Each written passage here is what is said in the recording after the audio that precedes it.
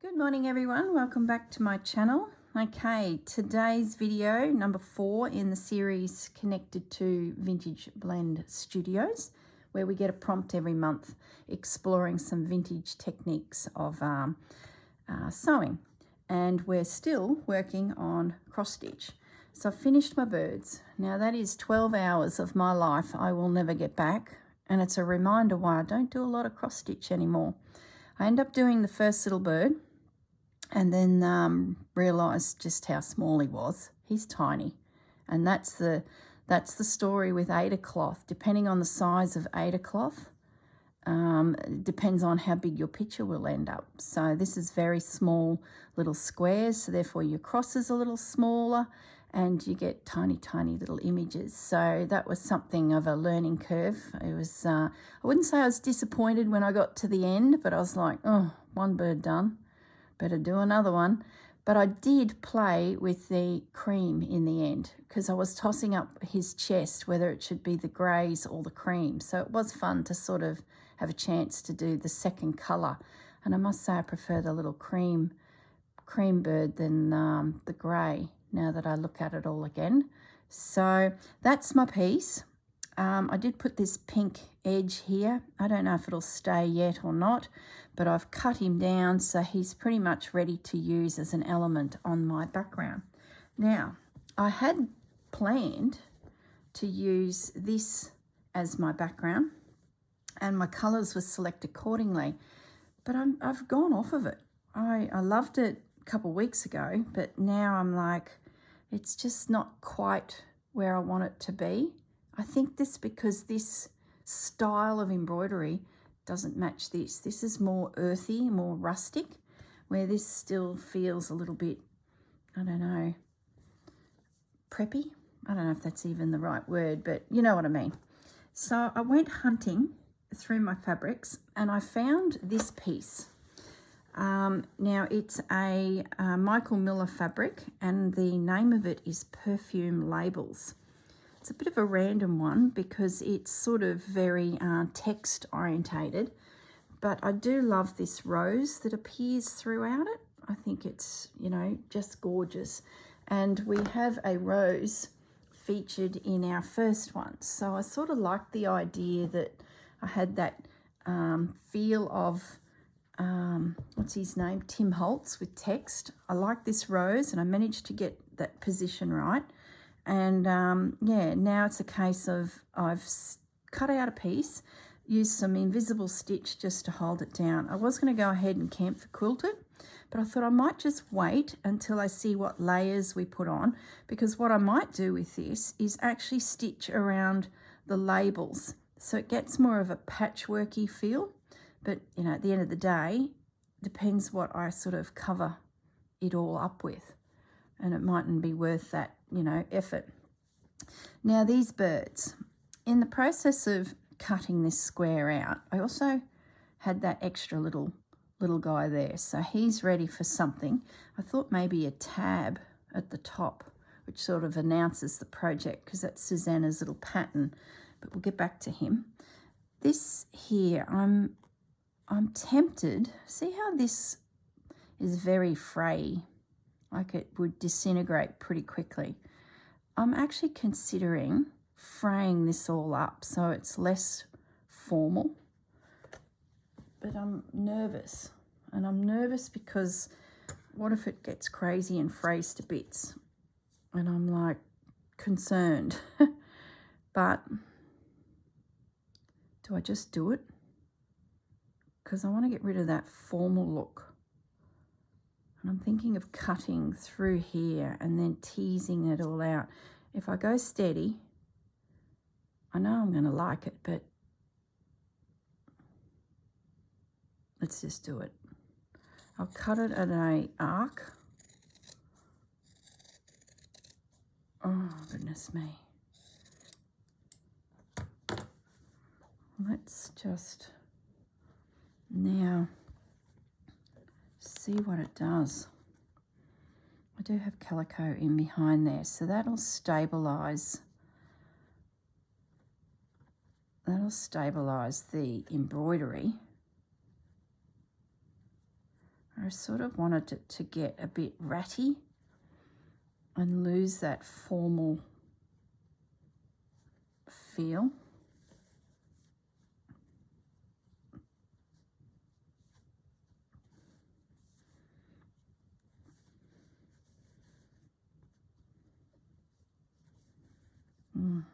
I like it. Yeah, I like that.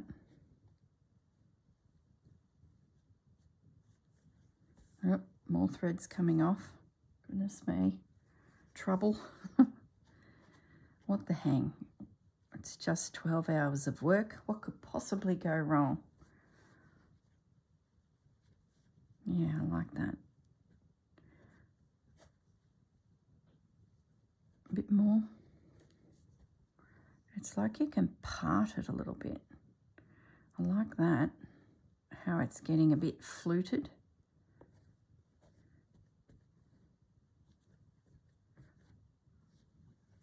Now, do we need to get rid of that?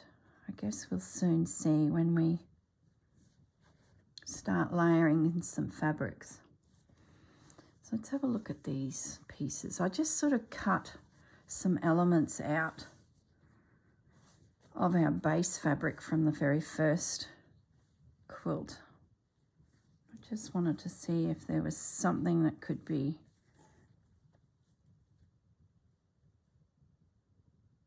patchworked in.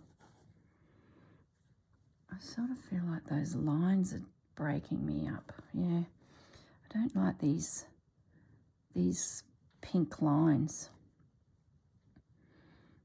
If I cut them off and then fray it some more, I'm going to end up with quite a little morsel, which I like. I'm cutting them off. Oh my goodness me. I want it to feel more organic. At the moment it still feels like a cross stitch that I did on a square panel. They're gone. Now let's, oh, maybe I keep these morsels. They are quite interesting. Anyway, sidetracked. Let's have a little fiddle around here with this. Like I said at the beginning of this series, I want to explore these old styles of stitching or sewing, which are very much my formative years. And I want to bring it into this organic slow stitch world where we're all playing now. Can something old be new again? Of course it can. Yeah, I like that. I wonder if I can crimple it up a bit too. I like that. So like pinch it up and tuck things in. Now I did grab some lace out as well. This one's a bit of a favourite. It's the last of it. It's from the bottom of a blouse. So that caught my eye. I won't cut it off yet because there's a second piece here. This is like a lace motif. I thought maybe that might frame the piece. Maybe I can build out from there and interconnect, if that crimples up a little bit, interconnect the birds with the piece. Like that there. Do I break it down into more pieces? Like that there could be disconnected. Let's just do it. Where's my little scissors? I'm going to end up taking a finger off with my fabric scissors. Let's disconnect him. Let's assume that that gets tucked up and becomes quite, where's my pins? Quite lumpy and bumpy. The floral lace comes up around and up and over. I'll cut He's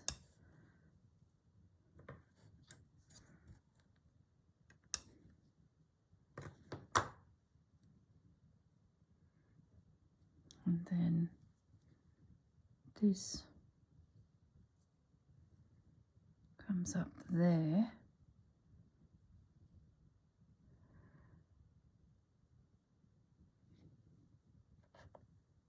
That just fits.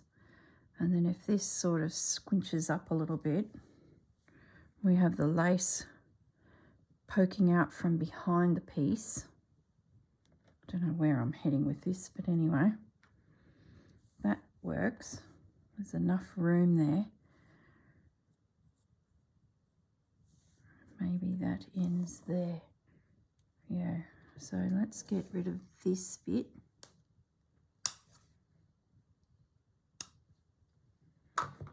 And maybe that can come up through there. Yeah, I like that. That's good.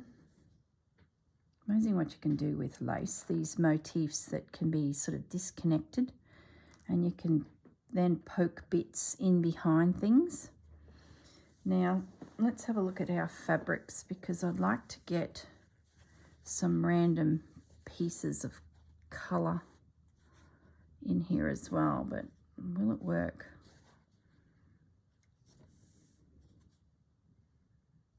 It's very busy, isn't it?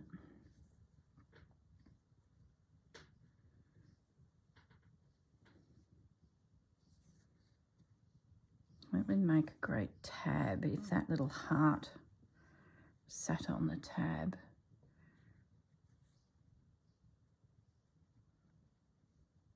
It's a little bit random. I think that's got potential.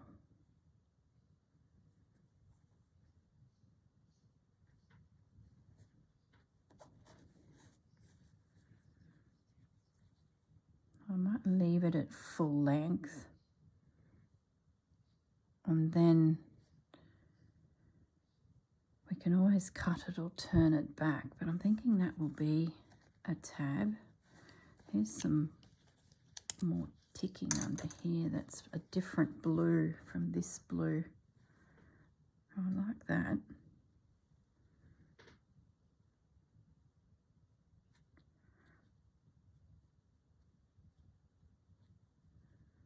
Now it's just about layering things to make it interesting, and I think I'll stay in this corner. I like that. That blue's just got a little bit more pop in it than this, so it's holding its own a little bit, I sort of feel. I could probably handle a bit of red. Maybe I just snip a little bit off.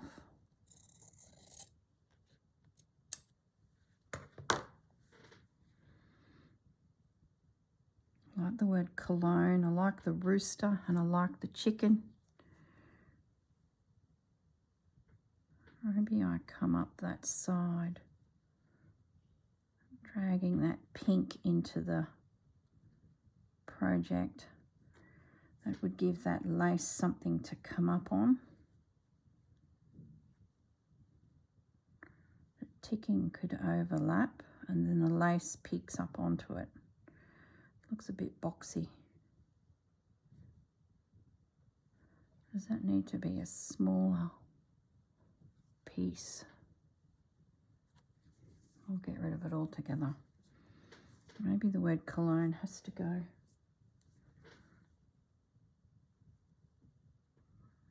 Oh, no.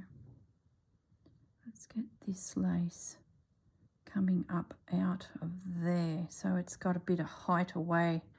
Yeah, I like that. That was in under the embroidery, but now it's in under the ticking, so it feels like my piece has got longer.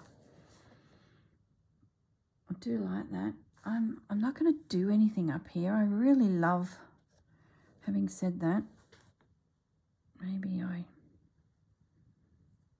do a tab out the top. I don't know. I feel like I do need something, but nothing crazy. What about the little heart?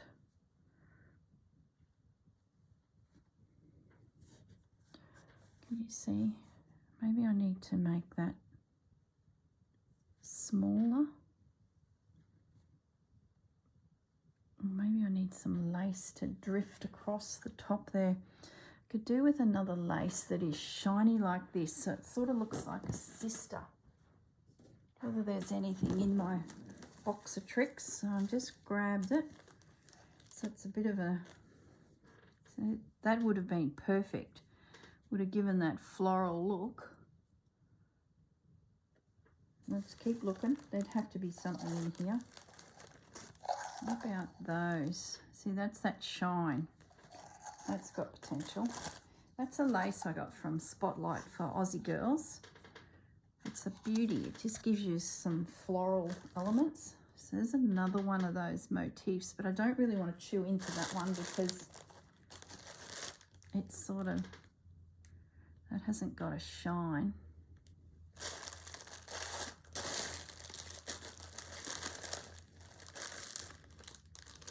Maybe crocheting comes into it. No.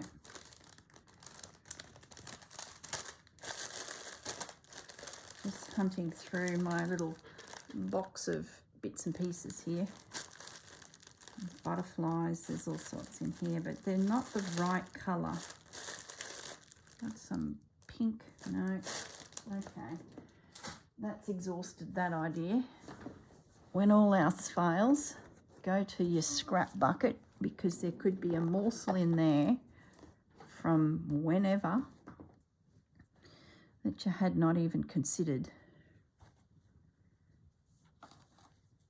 That's got the right shine, but it's so big. There's a bit of tulle. That's interesting. Pull that out. Maybe we lay that under that. I don't mind that. So what I'm thinking is we cut that little bit off there. Do you know what's bugging me? It's this leaf here. I don't know why. So if that went onto there and that onto there. No, I don't like that.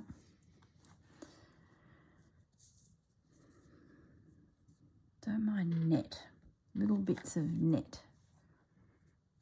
So like little pieces like that, often you can work them into your main lace, therefore it suddenly makes sense. There's some morsels that are maybe, I think I'm making a cluster up there. Is that what I'm trying to do? That's a little curvy piece. So these are all just bits just out of this one corner. It's amazing the bits you get. That lace there.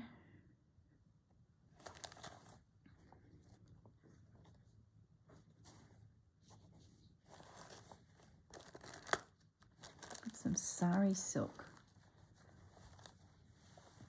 Oh goodness, now I've got a mess. I just spotted this ball of sari silk. It's the right sort of creamy tones. That's enough. Like, I'm pulling out stuff that's like, if I can't create something, do I even need anything? This tulle is interesting. What if I was to pop the tulle?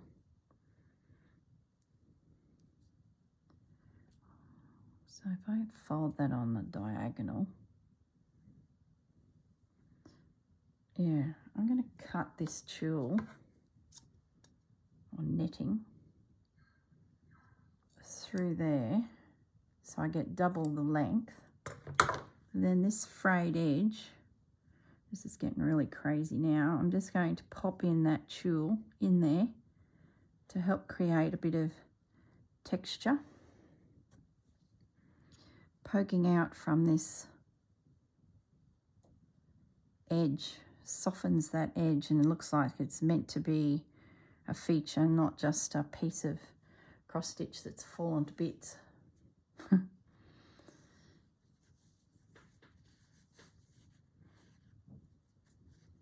What if we were to stitch this around the the edge. I sort of feel like my whole design is coming from this corner.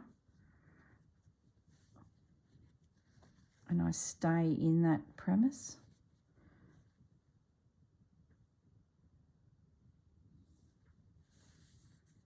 Don't mind that. And I could put some scattery beads.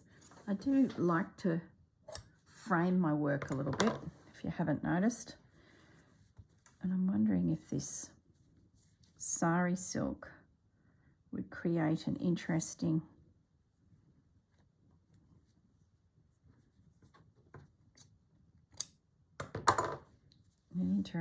edging to my piece, especially if I crimpled it all up and ruffled and like it's, yeah, I like that. So we've got a bit of a border thing happening. I won't cut that because what I might do is actually gather it as I stitch it down so it gets a real ruffly edge.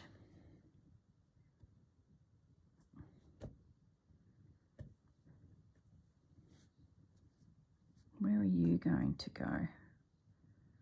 Oh, okay, hang on, I got an idea. Why don't I just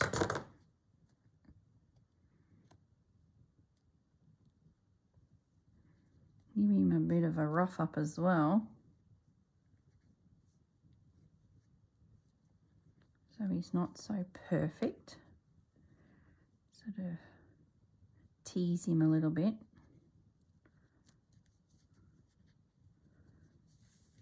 And we build a cluster here. Where's that little scrolly thing? He can find a home and he matches at a glance. No one will ever know that that's... we've got some cheesecloth that's just fallen in my way. What about we put this cheesecloth in amongst this bird image, and that'll help hide the fact that there's this cross-stitch fabric that goes under the lace, just to add a little bit more texture in there of interest. So it's not... the last thing I wanted was like a square of cross-stitch, like I found that in my stash, and I thought, well, that would match. It sort of works with it all. It's been rattling around for a while, and I thought, no, it's too formal. Then I found this guy, very formal, and I thought, no, we need to make this feel a little bit more organic. I'm wondering if we pop that there.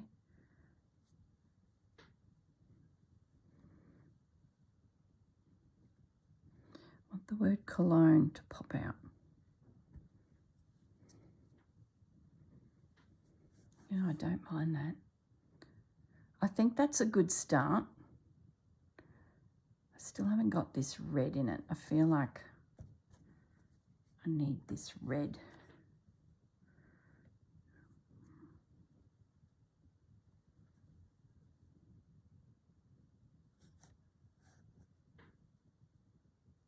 But I have that.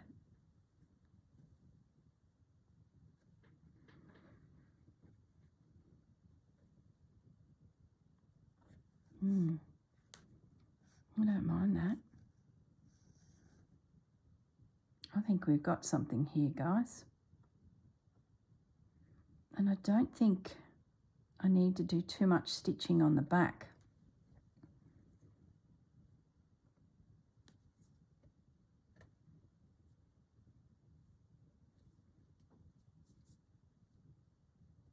Nothing like clusters. Clusters are interesting. And the more busy a cluster, and the more random, the better they look. I like that up there. That'll get trimmed off. Got my red in there. Got my little heart. I've got some interesting bits and pieces in around there which should stitch down well. I can do some edge stitching. Like, what I mean by that is like have some lines in there that sort of give a little bit more detail of stitching. I can play with this sari silk and could even maybe find some beads, or I still got my Brewster down here. My rose is popping through. This is a random piece of fabric that's very frayy and awesome. Maybe I could tuck things like that in. No, I don't like that. Maybe that would soften that a little.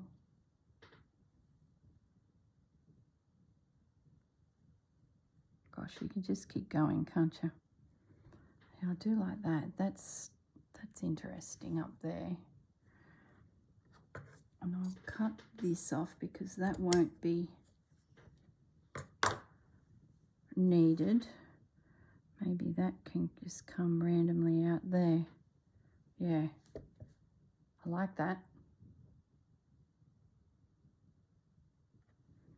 Okay, let's get some pins into that so that it holds until I work out how I'm going to layer this all together with some stitching in the few key spots to hold it all.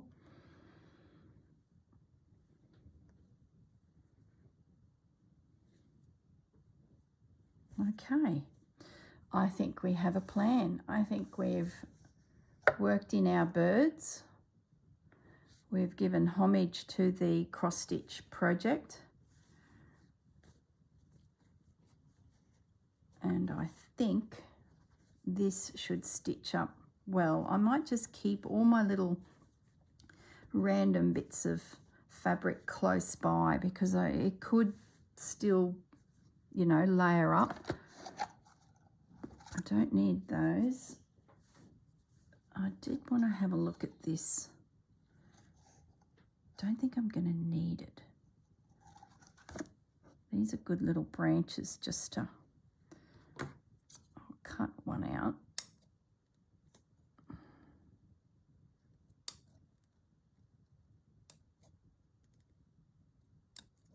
This is like the gift that keeps giving, this particular lace, because the more you pull it apart, the more little elements you can get out of it. I'm always on the hunt for, you know, laces that can break down. So you like, that even matches. Yeah, so I'm definitely in the right colour palette. All these little bits and pieces are very much the project. Let me just tidy up a little bit. Probably wasting your valuable time. Do we need them? No. Let them go. And then I've got the check. That's on the spine of the journal, so it wouldn't hurt for a bit of that to pop into one of these panels just to sort of really tie it all together. I'll cut that. No, I won't cut that because I might want to gather. All right.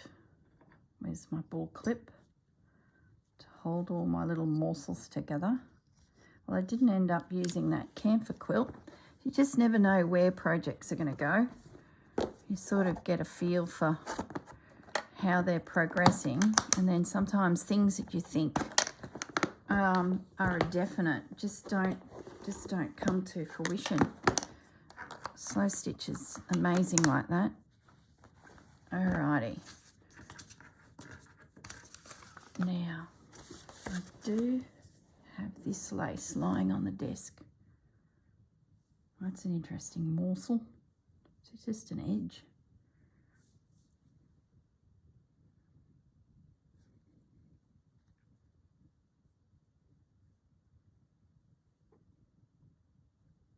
No, I like it there. And actually, yeah, isn't that crazy? Isn't that just silly? But I like it there. Feels like it feels like this piece up here is an attachment that's clipped over the edge of the page. That's what that feels like. It's like a cluster of bits and bobs that is completely random. I'll just keep adding and adding.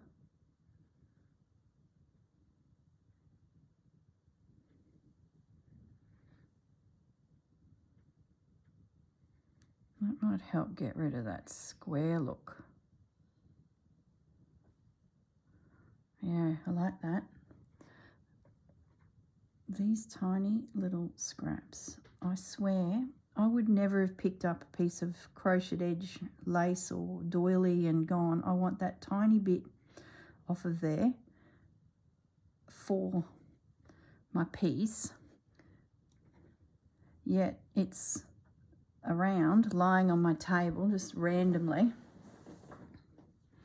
I've lost my word cologne, so I might need to adjust all that. Or do I just let it go? Let's have a look at these little guys. I feel like I could add a few leaves. What was my saying? Less is more? Well, that doesn't apply. I might just tuck some of them in. I like how all the lace elements have that little bit of shimmer about them. Maybe that needs to be more up there. Don't know about those. Don't know if I need them. Look, I'm going to leave them to one side and we'll see how we go. I didn't need that because I found something there. Thought that might be a bit of a feature piece. That's the collar that we were nibbling bits out of for the last panel. But I'm thinking that, for me, is looking great. I'm happy with that. I'm looking up at the TV, which is projecting up, and it gives me that long distance sort of look. See, that was just on the carpet beside me. Little morsels. It's amazing. I like that. It's interesting. It was on the carpet, now has a home, and the word cologne is gone. Oh well, it's all gone. Yeah, happy with that. Now, to stitch it down, I'm going to need to do a few invisible stitches around to sort of secure everything so that I can then sit and properly stitch. So I wonder if I can turn some pins. So we've done the stabbing it down into position. Now we need to just carefully go around and turn these pins so they're actually holding something in position and not just stabbed into the piece. So let's get that.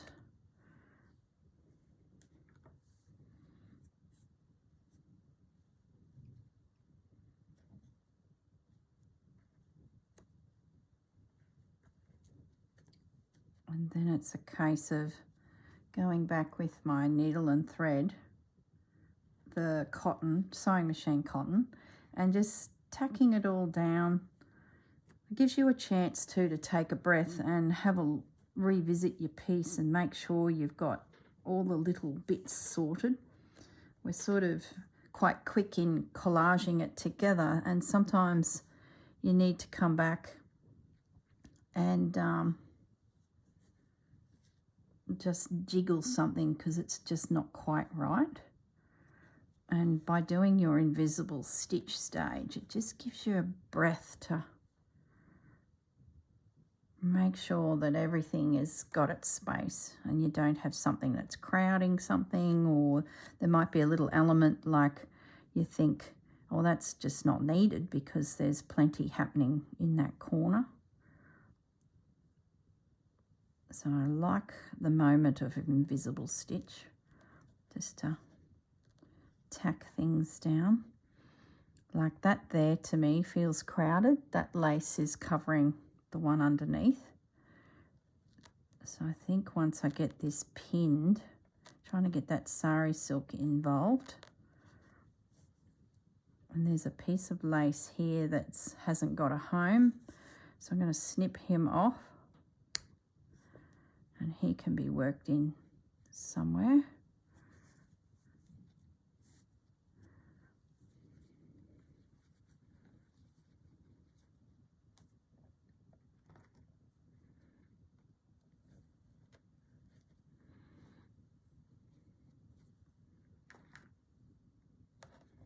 These little bits that get snipped off of a big piece like that are so handy to make it look like you've got more happening in a very big area than you actually have. Like that little piece there, I'm thinking, can go up that top corner.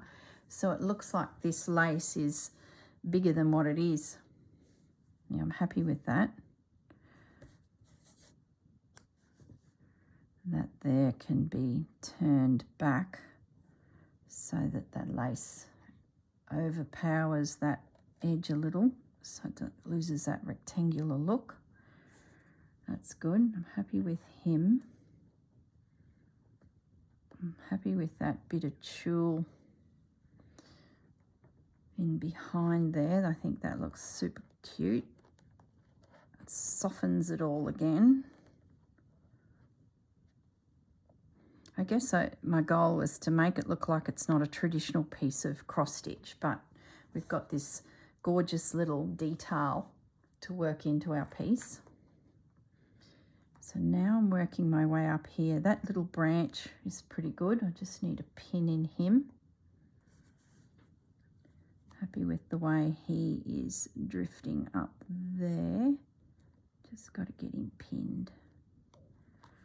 So the next stage should be pretty simple. It's just a case of stitching it all down and then using some embroidery stitches to create some little pops of interest around, like some pistol stitches or some feather stitch or who knows. And that just comes with the making of the piece. A lot of that I find hard to plan. I just sort of have to see how it's going. I love all these little morsels too. They're so random, but they work once you get a heap of them. Like these little details, these shapes, these curves, and then grids, and then floral, and then lines, and stripes, and checker plates, and they really help to make your slow stitch interesting.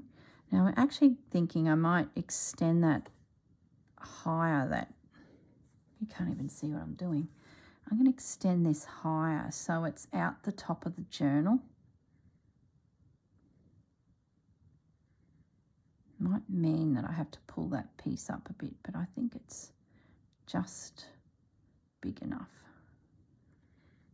Just makes the edge of that page look a little interesting up the top there. It's not just square.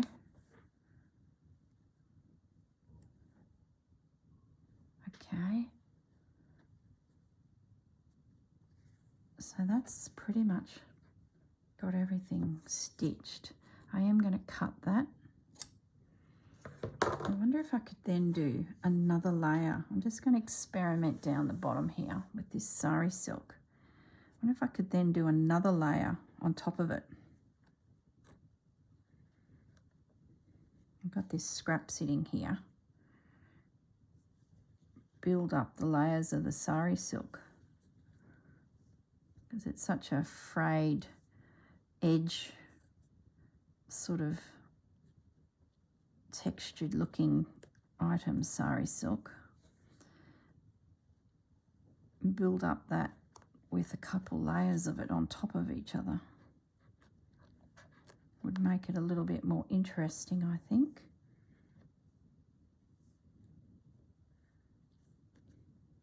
Bit more whimsical. Yeah, I like that. That's a definite. Just is a bit more interesting. That should lift now. So let's see if we can get another piece in here as well. Maybe I'll let it hang down a little. Yeah, I like that. Go past my border.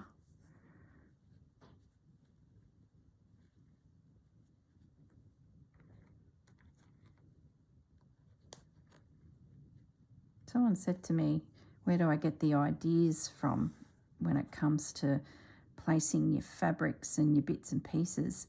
I find it difficult to plan a piece, for example, like something like this. I sort of get into my craft room, I've had my coffee in my hand, and I know I need to do a video on this next piece, and I really don't know where it's going to go until we go there, because it can be so random. Fabrics and threads and textiles, and to actually pre-plan something like this I find really hard, and it's best I don't, because I will dead set change my mind. Even if I had a plan, it would be completely different by the time I finish. Yeah, I like that. I like how it's come up the top there a little bit. So I tend not to. I tend to just sit down and drag all of the bits and pieces out and just see what I like. Yeah, I'm happy with that. That's got a lot of interest. That will stitch down really well, and I can fiddle with some beads and things maybe. I haven't used beads yet in these pieces. Yeah, pretty sure I'm happy with that, and I don't think I need these.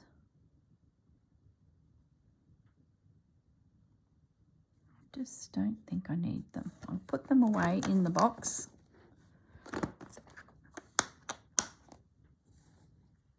Gosh, when you've got beautiful fabrics like the one in behind, it just helps your piece, doesn't it? It really, you know, in the past, many of my pieces, I'd create the background, but I haven't needed to with this project because I have these gorgeous prints, and I just feel like I'm just adding more, like embellishing. So now all I'll do is I will go around and just pop a few little stitches here and there to hold these little elements in place, and slowly pull my pins out, because pins are annoying, and I just caught that one. So I'm going to push that needle through a little bit more. You're not even seeing what I'm doing, goodness me. So that's the plan. I will now let you go. I will go and settle down and stitch all this down, and then I'll be back to show you how the piece came together. But I think we've got it cornered. Pretty happy with the way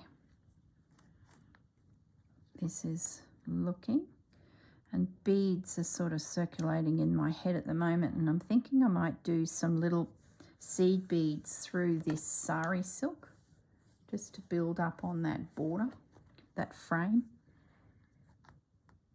is what I'm thinking. And I've got some beads there that are that colour, so they'll be there, but they will blend a little. So that tiny little piece of lace up in that corner now has got enough stitches to hold it one pin gone. And I'll just work across. What am we going for time? I'll give it another minute, and then